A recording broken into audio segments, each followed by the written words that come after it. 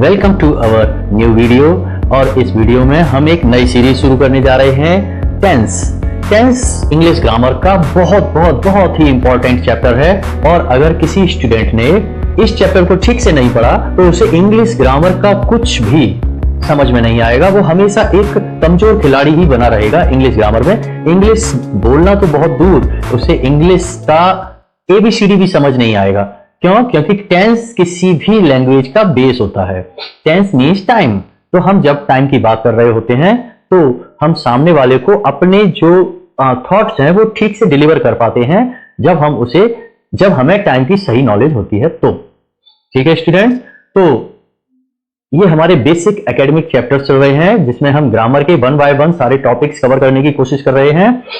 अगर आपको हमारी सेंटेंस वाली वीडियोस देखनी है तो वो प्लेलिस्ट आपको आई बटन पे मिल जाएगी या डिस्क्रिप्शन बॉक्स में मिल जाएंगे उनके वीडियोज, या फिर आपको हमारी पार्ट्स ऑफ स्पीच की सीरीज देखनी है वो भी आपको आई बटन पे या फिर डिस्क्रिप्शन में मिल जाएगी उसकी प्लेलिस्ट। ओके स्टूडेंट्स, तो आगे बढ़ते हैं, टेंस के बारे में बात करते हैं। तो there are total 3 types of tense. Number 1 present tense, number 2 past tense and number 3 future tense.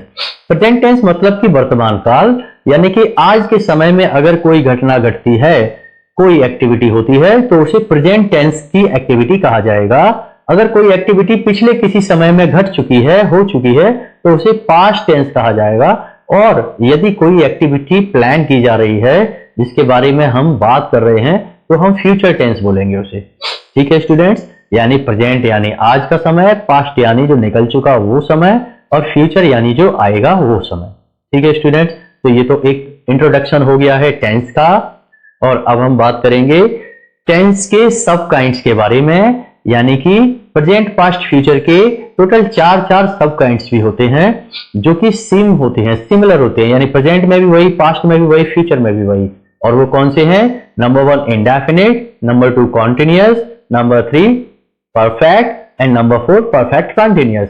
तो हम यहाँ पे आज पहला चैप्टर कवर करेंगे और वो पहला चैप्टर होगा हमारा प्रेजेंट इंडेफिनिट। और अगर हम 1 बाय 1 सारे चैप्टर्स कवर करेंगे तो टोटल 12 चैप्टर्स हमारे बनेंगे, 4 प्रेजेंट के, 4 पास्ट के और 4 फ्यूचर के। ठीक है स्टूडेंट्स, तो आज हम बात कर रहे हैं पहले चैप्टर की और वो चैप्टर है हमारा present indefinite tense. Present indefinite tense को समझते हैं, इसके बारे में बात करते हैं। प्रेजेंट इंडेफिनिट टेंस को अगर हम हिंदी से इंग्लिश में समझेंगे तो बहुत ही इजीली समझ में आ जाएगा, क्योंकि इसके जो हिंदी के सेंटेंसेस होते हैं उनके अंत में हमेशा ता है, ती है, ते है, या फिर ता, ती, ते ऐसे शब्द देखने को मिलते हैं। ठीक है, और ऐसे शब्द क्यों देखने को मिलते हैं? क्योंकि ये जो सेंटेंसेस हैं एक निश्चित टाइप ऑफ एक्टिविटी को ही शो करते हैं, जैसे कोई रिपीटेड एक्शन है, कोई यूनिवर्सल ट्रूथ है। ठीक है, तो प्रेजेंट इंडेफिनिट टेंस की हमने पहचान कर ली है और अब हम देखेंगे कि इसका हेल्पिंग वर्ब क्या होती है। देखो, हर टेंस की एक अलग हेल्पिंग वर्ब होती है, और जैसे हिंदी में हर टेंस की एक अलग पहचान होती है, वैसे ही इंग्लिश में हर टेंस की एक अलग हेल्पिंग वर्ब होती है। ठीक है, तो प्रेजेंट इंडेफिनिट टेंस की भी एक हेल्पिंग वर्ब है जिसे हम डू कहते हैं। प्लूरल सब्जेक्ट अगर आएगा तो उसके साथ हम डू का प्रयोग करेंगे, और अगर सब्जेक्ट सिंगुलर होगा तो फिर हम उसके साथ डू का सिंगुलर यानी डज का प्रयोग करेंगे। ठीक है स्टूडेंट्स, और अब इसका हम बेसिक स्ट्रक्चर देख लेते हैं, फॉर्मूला देख लेते हैं। फॉर्मूला क्या है? Subject plus main verb, bracket में SES IES bracket close, plus object plus other word. ठीक है स्टूडेंट्स, तो एक्चुअली हमने देखा यहां पर subject, main verb, object, other words. ठीक है, ये हमारा इसका बेसिक स्ट्रक्चर है। और एक इंपॉर्टेंट नोट रहेगा इसमें कि यदि अफर्मेटिव सेंटेंस रहेगा तो उसमें हम हेल्पिंग वर्ब डू या फिर डज का प्रयोग नहीं करेंगे, उसके स्थान पर हम क्या करेंगे? मेन वर्ब में SES या IES, देखो उधर रूल में लिखा हुआ है SES IES, इनमें से किसी एक का प्रयोग करेंगे। ठीक है, और वो भी कब करेंगे? जब हमारा सब्जेक्ट सिंगुलर होगा तो। आई होप आपको सिंगुलर और प्लूरल के बारे में नॉलेज होगी। सिंगुलर मतलब कि एक, और प्लूरल यानी एक से अधिक। जैसे कि बॉय सिंगुलर है और बॉयज या 2 बॉयज वो प्लूरल है। ठीक है स्टूडेंट्स, तो आपको यहां तक समझ में आ रहा होगा मेरे ख्याल से। तो हम एग्जांपल्स से करके देखते हैं। जैसे सेंटेंस लिखा हुआ है कि मैं रोज स्कूल जाता हूं, तो मैं यहां पर सब्जेक्ट है, आई जाता हूं, यानी कि जाना हमारा क्रिया है, ठीक है, मेन वर्ब कहेंगे इसे हम। क्रिया को हम टेंस की लैंग्वेज में मेन वर्ब या प्राइमरी वर्ब या प्रिंसिपल वर्ब इन नामों से जानते हैं, ठीक है। तो यहां पर हम मेन वर्ब उसे कहेंगे। तो रूल के अकॉर्डिंगली देखो हमने क्या लिखा है, सब्जेक्ट उसके बाद मेन वर्ब। तो सब्जेक्ट हमारा है मैं, मेन वर्ब क्या है हमारा, जाता हूं यानी गो, और उसके बाद हमने गो के बाद हमेशा अगर कोई स्थान दिया गया है जाने के बाद, यानी गो के बाद अगर कोई स्थान है जहां हम जा रहे हैं, तो फिर हम गो के बाद हमेशा टू लगाते हैं। तो गो के बाद टू स्कूल, और उसके बाद डेली, डेली हमारा अदर वर्ड है, यानी टाइम, प्लेस और मैनर।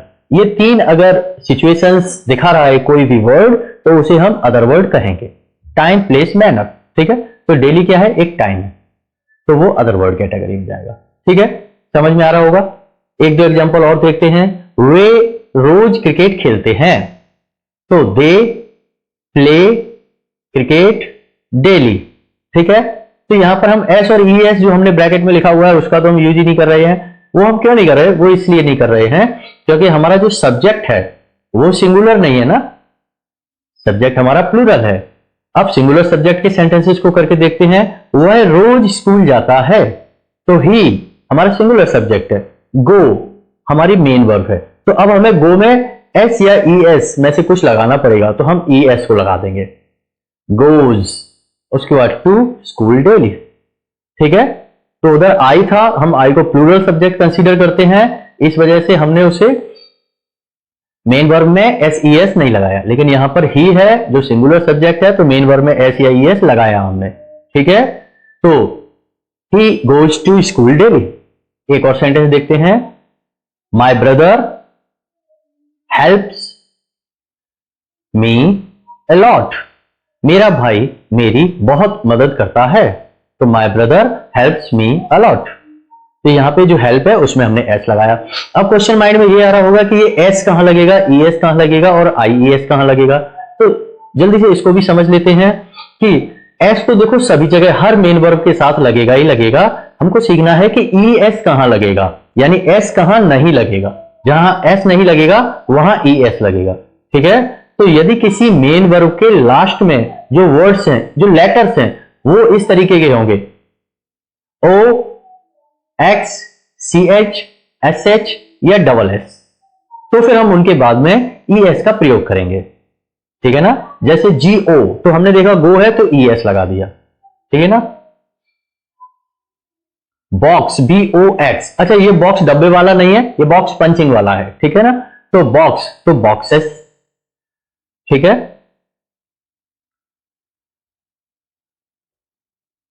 पास जाने वाला, ठीक है ना, किसी चीज को पास करते हैं, P A double S, passes, E S लगाया हमने।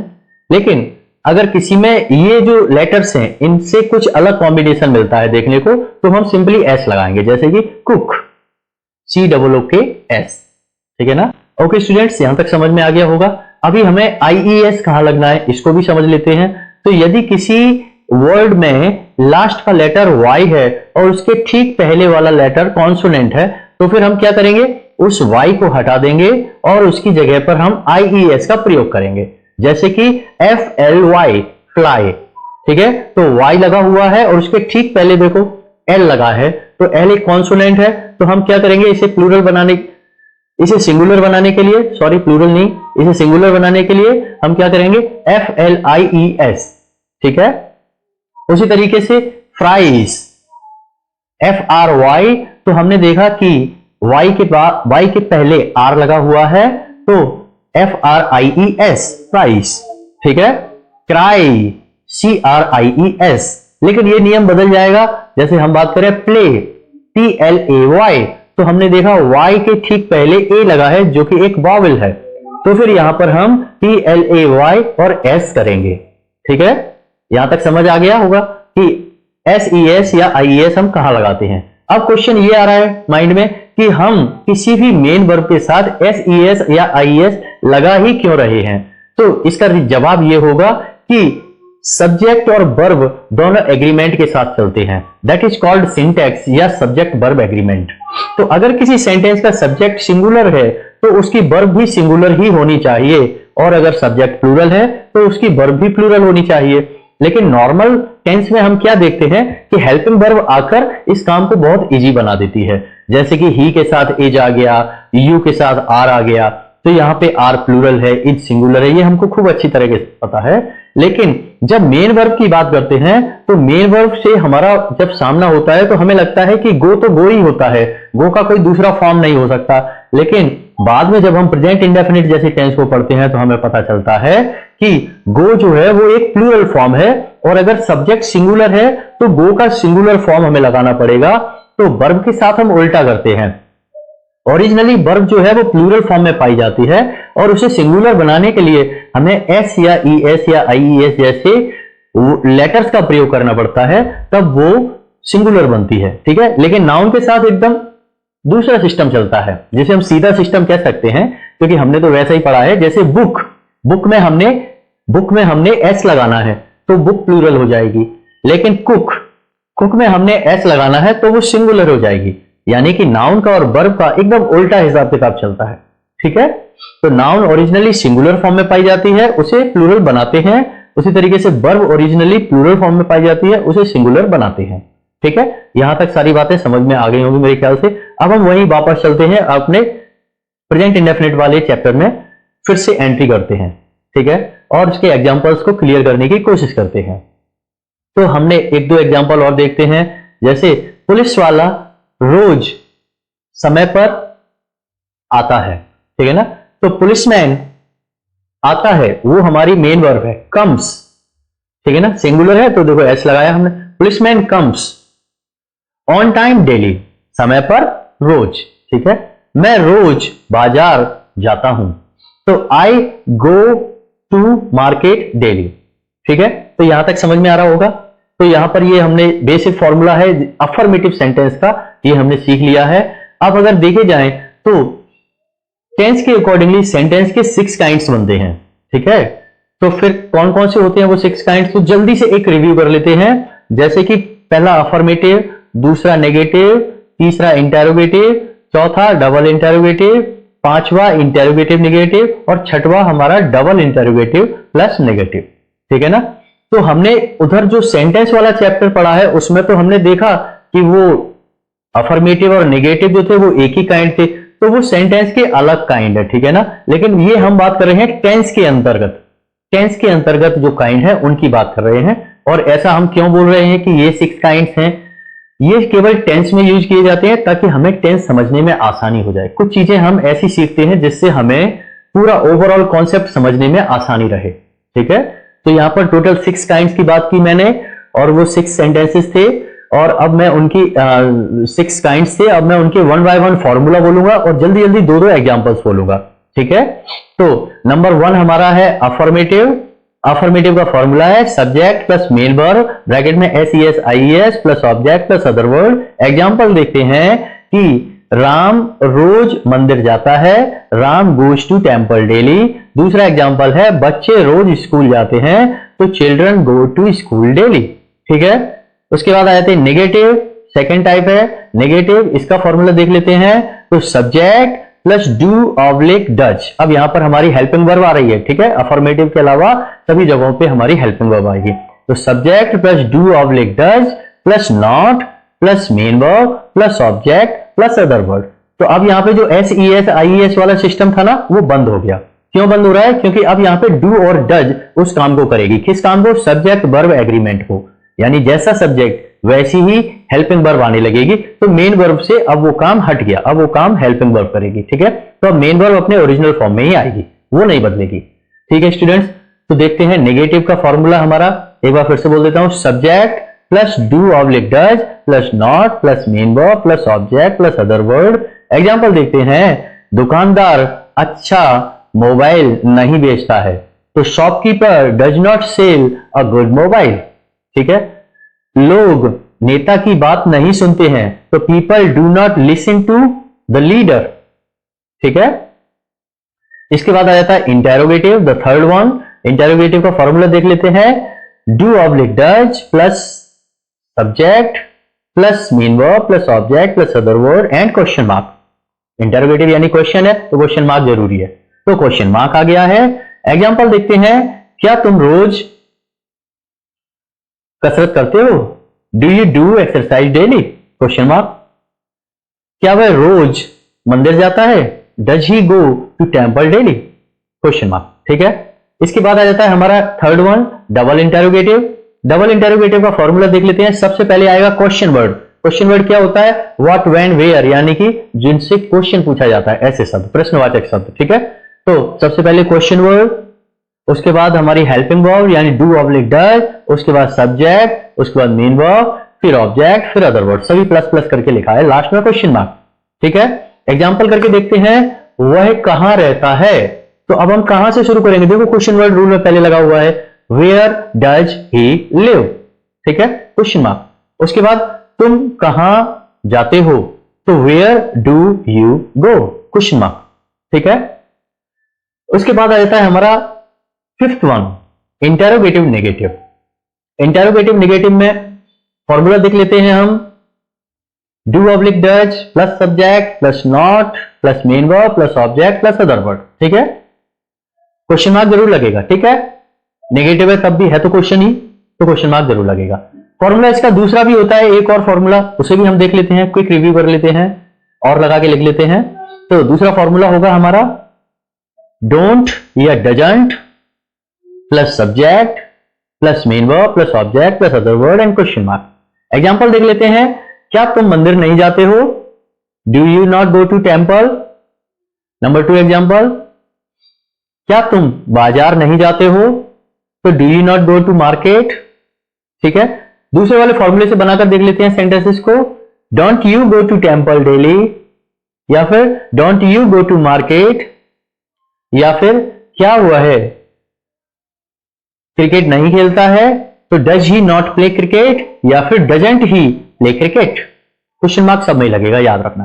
ठीक है, एंड द लास्ट वन हमारा sixth one, double interrogative plus negative. तो डबल इंटरोगेटिव प्लस नेगेटिव का फॉर्मूला देख लेते हैं। सबसे पहले आएगा क्वेश्चन वर्ड, फिर आएगा हमारा डू ऑब्लिक डज, फिर सब्जेक्ट, फिर नॉट, फिर मेन वर्ब, फिर ऑब्जेक्ट, फिर other word and question mark.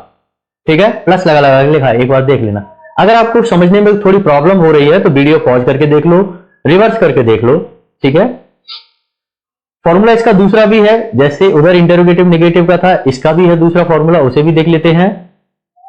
तो question word plus don't oblique doesn't plus subject plus main verb plus object plus other word and question mark. Example से देख लेते हैं। वह मंदिर क्यों नहीं जाता है? तो why does he not go to temple? Okay, दूसरे टाइप से बना लेते हैं इस सेंटेंस को।